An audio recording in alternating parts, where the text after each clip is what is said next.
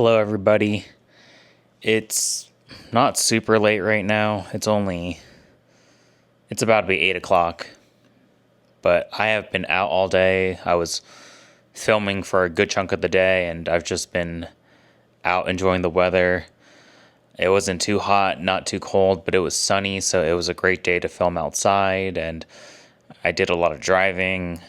So I was out in the sun a lot. I got out of the shower not too long ago, and I feel good.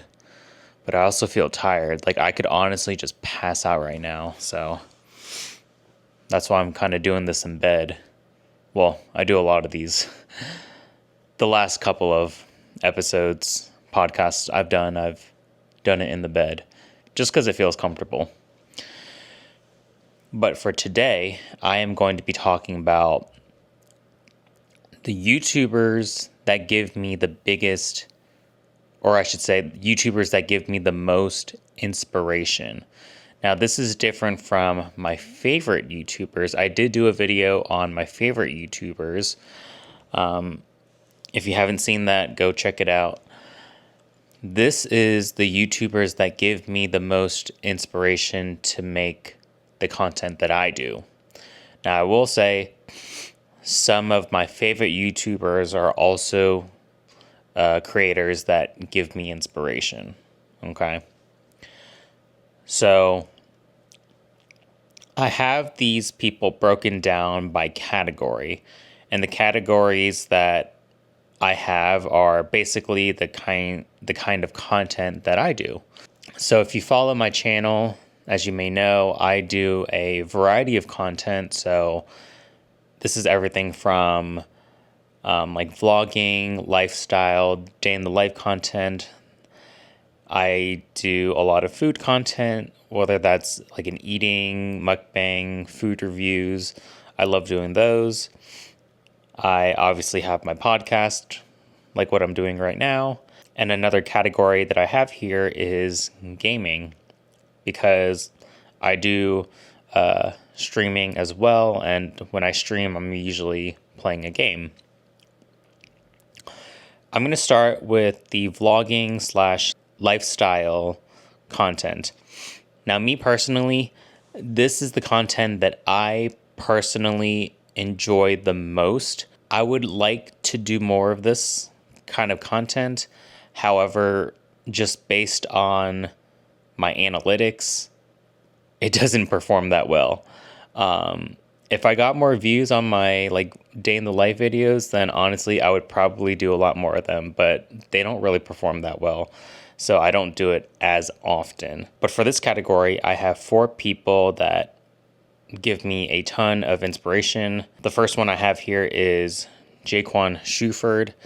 He is based out of Virginia, so just like me.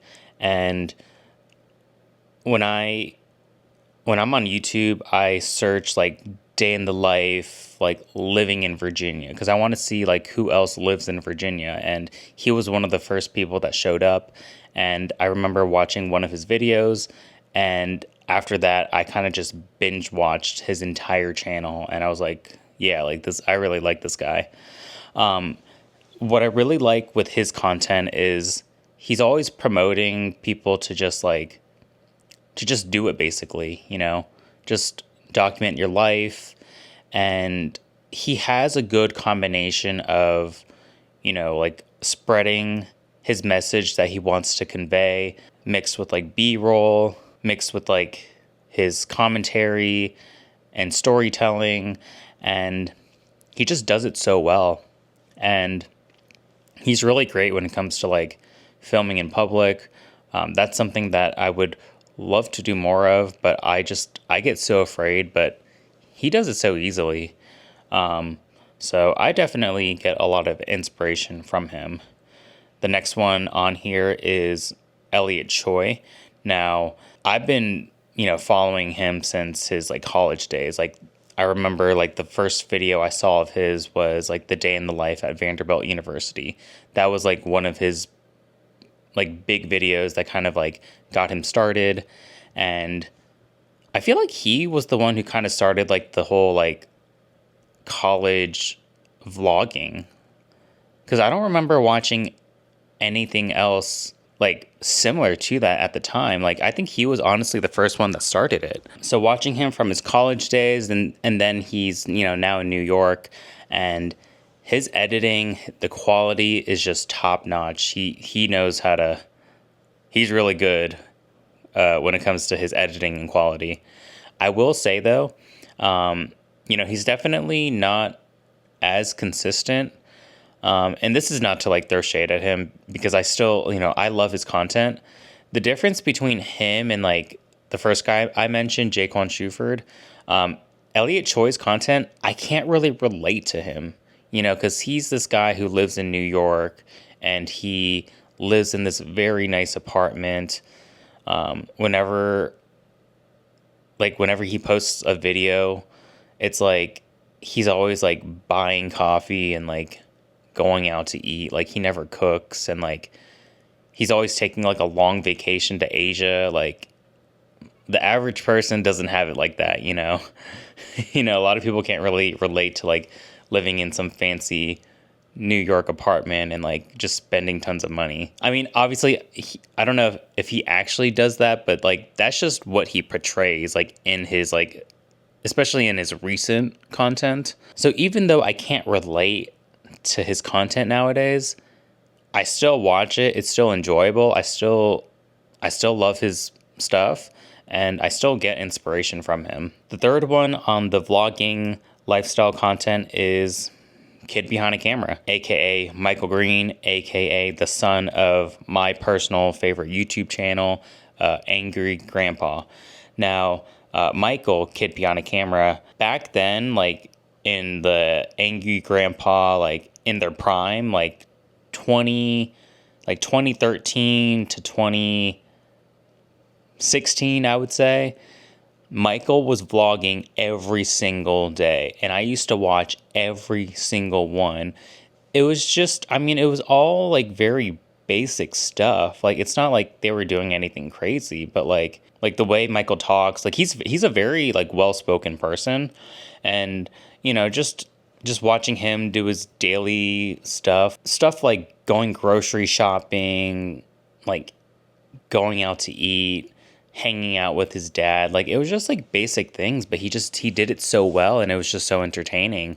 So I get a lot of inspiration from Michael. And then the last one on this category, the vlogging lifestyle category, is Philip Kofer.